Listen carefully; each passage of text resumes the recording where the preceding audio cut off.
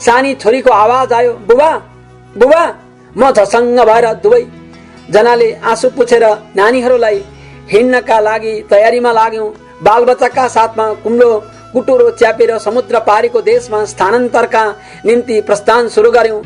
केही समयपछि हामी धेरै टाढा पुग्यौं।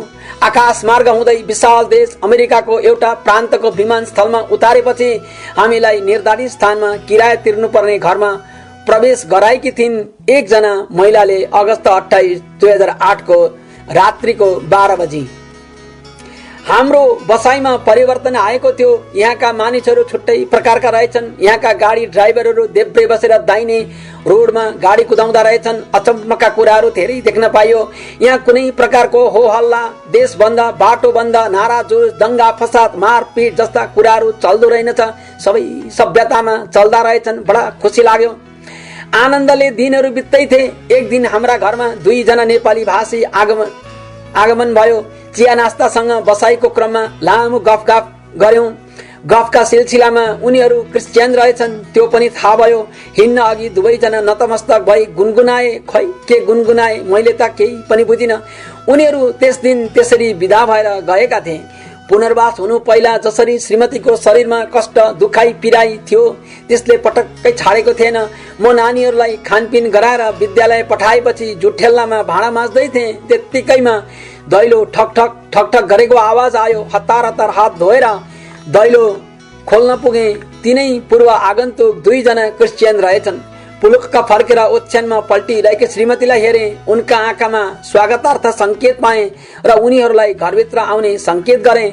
अतिथि स्वागतार्थ अलिकति चियाको बन्दोबस्त पनि गरे र वरिपरि बसेर दुःख सुखका कुराकानी गर्दै थियौं। कुराकानीका क्रममा जात भातका कुरा पनि चले। मैले सोध्न सकिरहेको थिइनँ, कुरा चलिहाल्यो र आँट गरेर सोधे। उनी एकजना छेत्री थरी र अर्का जना चाहिँ सार्की थरीका रहेछन्। झसङ्ग भए। पुलुक्क फर्केर एकचोटि श्रीमतीलाई पनि हेरे। घरभित्र सार्कीको प्रवेश, त्यसमा पनि क्रिस्चियन।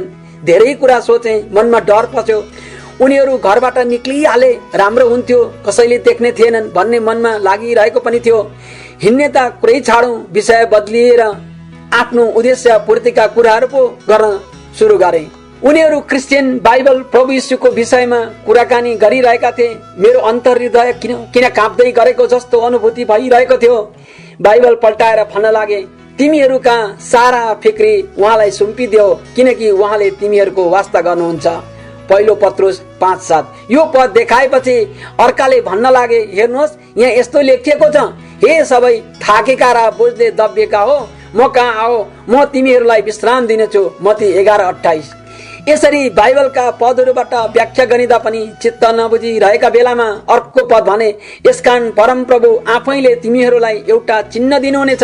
हेर, कन्या गर्भवती हुनेछ र त्यसले एउटा छोरा जन्माउनेछ र उनको नाउँ इम्मानुएल, परमेश्वर हामीहरूसँग राखिनेछ। यशाया 7:14। यसलाई पढेर सुनाउँदा मलाई पनि एउटा कुराको याद आयो र उनीहरूलाई पनि सुनाइदिन मन लाग्यो र भने, मैले जो संस्कृतमा यस्तो लेखिएको छ, ईसा मसीह इति च मम नाम प्रतिष्ठितम पुरुषम शुभम श्वेतस्त्रकम ईशपुत्रकम कुमारी गर्भ सम्भवम यज्ञ शरीरम।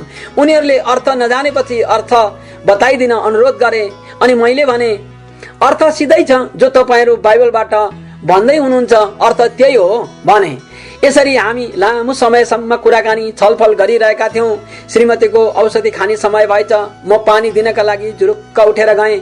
बिरामीका निम्ति प्रार्थना गरिदिन्छु है भन्दै उनीहरू पनि उठेर श्रीमती तर्फ हात उचालेर के बडबडाउन सुरु गरे।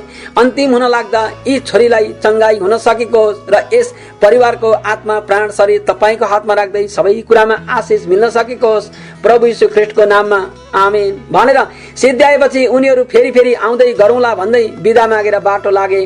त्यस दिन क्रिस्चियन बाइबल प्रभु यीशु ख्रीष्टको विषयमा कुराकानी अनि फेरि क्रिस्चियन, त्यसमा पनि सार्की जातिको गृह प्रवेशले गर्दा श्रीमतीदेखि डर लागिरहेको थियो। केही भन्छन् या मन दुखाएर अझ पिरोलिन्छन् होली भन्ने मलाई लागेको थियो, किनभने उनी वैष्णवी खानदानकी छोरी। उनका प्राय सबै आफन्तहरू वैष्णवी धर्मावलम्बीमा विश्वास गर्नेहरू थिए। त्यसै भएर पनि म साह्रै डराएको थिएँ। तर त्यस्तो कुनै वाद प्रतिवाद अथवा प्रतिक्रिया केही पनि निकालिनन्। म चुपचाप आफ्नो काममा लागे। रात पर्यो अनि उज्यालो भयो। श्रीमतीले मलाई बोलाइन्। उठेर हेरेँ, हातमा चियाको गिलास देखेँ र छक्क परेँ। म सपनामा छु कि विपनामा एकछिन आफैलाई विचार गरेँ र उनको अनुहारमा हेरेँ। अनुहारमा सधैँको भन्दा उज्यालो देखेँ। अनुहारमा निकै बेर हेरेँ। मन पग्लिएछ क्या र? त्यसै भएर होला आँखाबाट आँसु तप तप झरेका पनि थिए।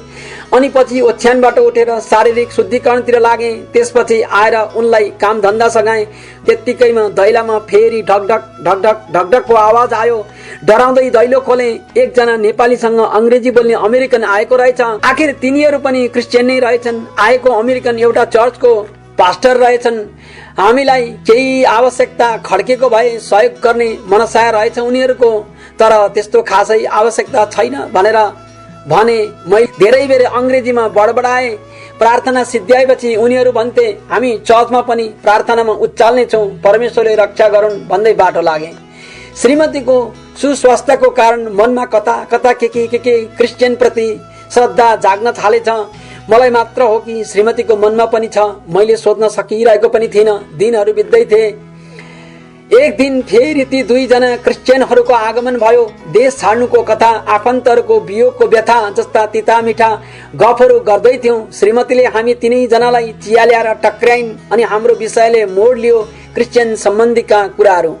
त्यस दिन उनीहरूले झोलामा नेपाली बाइबल र क्रिस्चियन सम्बन्धीका सिडी चक्काहरू ल्याएका रहेछन्, जस्तै चन्द्रप्रकाश शर्माका 3 त्रिलोक 14 भुवन आदि, जसलाई अवलोकन पनि गरेका थियौं।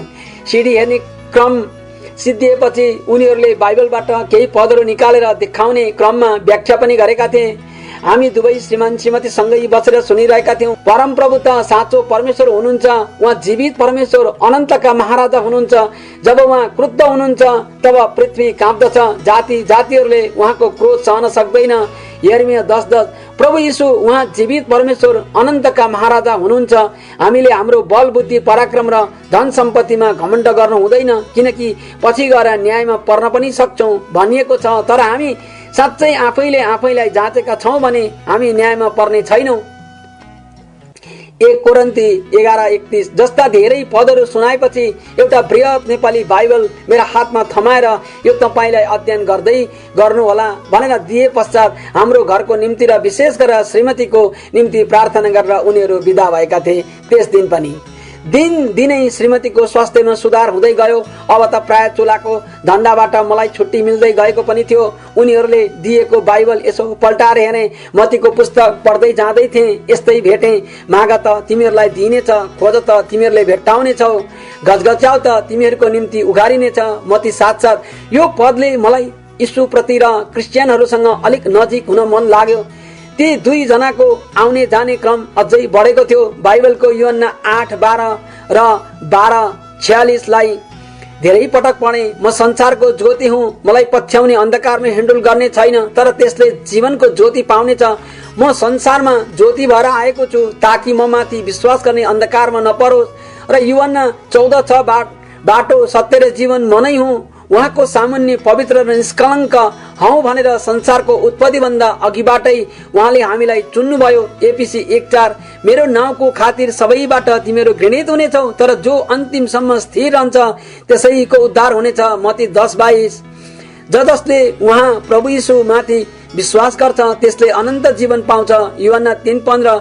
यीशुले भन्नुभयो, जीवनको रोटी म हुँ, म कहाँ आउने भोकाउने छैन र म माथि विश्वास गर्ने कहिले तिर्खाउने छैन। यूहन्ना 6:35 जस्ता कुराहरू पढ्दै जाँदा मन झन्झन उमङ्ग र उत्साहले भरिँदै गयो। आजकल श्रीमतीलाई धेरै सन्चो भएको पनि थियो। हामी सँगै घुमफिर गर्न बजार जान आउन थालेका थियौं। मलाई चर्चतिर जाउँ जस्तो हुन थालेको पनि थियो। कहिलेकाहीँ म एक्लै सुटुक्क चर्चतिर जाने पनि गरेको थिएँ। खासै श्रीमतीलाई म कता जान्थे सो थाहा पनि थिएन होला। त्यसै भएर पनि एक दिन श्रीमतीले भनिन्, हामी पनि चर्चमा गएर कुरो बुझौँ न। खुसी लाग्यो। जिउमा खुसीका काँडाहरू पुरुरु उम्रे। भित्रैदेखि मन खोलेर आफ्ना भावनाहरू श्रीमतीसँग बिसाउने मौका पाएँ। दुवैजना नानीहरूलाई लिएर चर्चमा पनि जान थाल्यौं।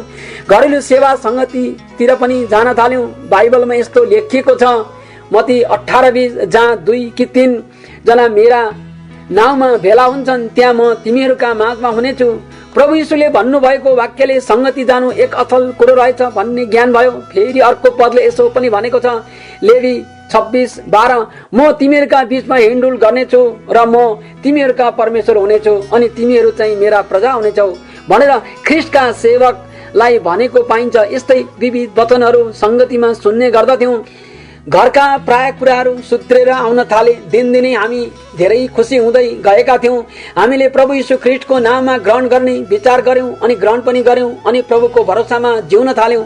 वास्तवमा म श्रीमतीसँग धेरै डराएको मात्र रहेछु। पछि धेरै दिनपछि सबै कुरा उनले मलाई भनिन्। पहिल्यै दिनको प्रार्थनाले उनको शरीरमा चंगाईको संकेत मिलिसकेको रहेछ। हामीले प्रभुको संगतिबाट आत्मिक खुराकहरू बटुल्न थाल्यौं। प्रभु यीशु ख्रीष्टको नाममा ग्रहण गरेको केही हप्तामा नै मलाई एकजना अंग्रेजी चर्चको व्यक्तिले काम खोजेर लगाइदियो।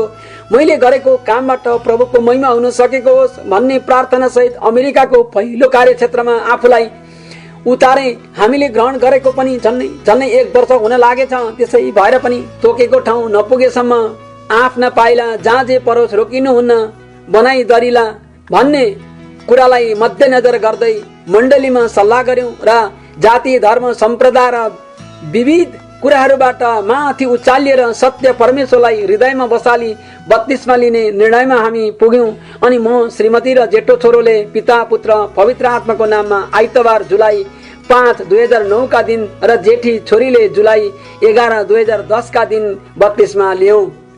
साँच्चै तब उसो हामी पिता, पुत्र, पवित्र आत्माको नाममा निर्भीकताका साथ उहाँको स्वर्गीय पवित्र राज्यमा जाने अनुग्रह पाएका छौं भन्ने विश्वासताका साथ प्रभुलाई महिमा, प्रशंसा र धन्यवाद दिँदै रहन थाल्यौं। विविध धर्म, सम्प्रदाय, 33 कोटी देवी देवता र टुनामुना आदि विविध कुराहरूबाट छुट्टै स्वतन्त्रतामा पिता, पुत्र, पवित्र आत्मा त्रिएक परमेश्वरको अनुग्रहमा रहन सुरु गर्यौं। अहिले हामी सुखमा छौं। नानीहरूको पढाइ लेखाइमा अनुग्रह मिलेको छ। श्रीमान श्रीमतीको आफ्नै गाडी छ। दुवै जनाले कामहरू पनि पाएकै छौं। घरमा सबै थोकको प्रपञ्च मिलेको छ। सबै कुरामा आशिषित छौं। प्रभुलाई धन्यवाद होस्। कतिपयले मलाई यसो पनि भने, हामीलाई पण्डित पुरोहित चाहिएको थियो, तपाईँ किन क्रिस्चियन हुनुभएको? अनि टाढा टाढाबाट पनि फोन मार्फत विविध कुराहरू सोधिएका थिए। हामीले क्रिस्चियन हुनुको कारण र उद्देश्य पनि बताएका थियौं। हिजोको दिनमा लेख्न नसकेका कुराहरू प्रभुमा आएपछि धेरै विधामा कलम चलाउन प्रेरणा मिलेको छ र धेरै लेखिरहन सकेको छु। प्रभुलाई धन्यवाद होस्। हामीलाई प्रभु यीशुमा ल्याउनु हुने प्रत्यक्ष अप्रत्यक्ष सबै महानुभावहरूलाई धन्यवाद नदिइरहन सक्दैनौं। उहाँहरूलाई प्रभुले आशिष दिनुभएको साथै मेरो यो गवाईले प्रभुको महिमा हुन सकेको होस् र आशिष होस्। आमेन। अन्तमा तपाईहरूलाई पनि जिज्ञासा बढ्यो भने माथिका कुराहरूलाई एकचोटि दोहोर्याउनुहोस् र बाइबल अध्ययन गर्नुहोस्। चर्च जानलाई र बाइबल अध्ययन गर्नलाई हिन्दू संस्कृति अनुसार नारीले व्रतबन्ध नगरेको केटाले र शूद्र जाति अनि ब्राह्मणदेखि तल्लो जात मानिएका जातिहरूले वेद पढ्नु नहुने, भगवान मानिएको शालिग्राम नारीले छुनु नहुने, शूद्र जातिले हिन्दूको मन्दिरमा प्रवेश गर्न नपाउनु जस्ता प्रतिबन्ध छैन। तपाईँ सजिलैसँग चर्च जानलाई र बाइबल अध्ययन गर्नलाई सक्नुहुन्छ। गुरु दक्षिणा अथवा भेटी नदी पढ्नु हुँदैन, पढे बौलाइन्छ भन्ने कुनै किसिमको अप्ठ्यारो पनि नमान्नुहोस्। धन्यवाद। जय मसीह। कृष्ण भण्डारी, काइलो, आइडाहो, अमेरिका।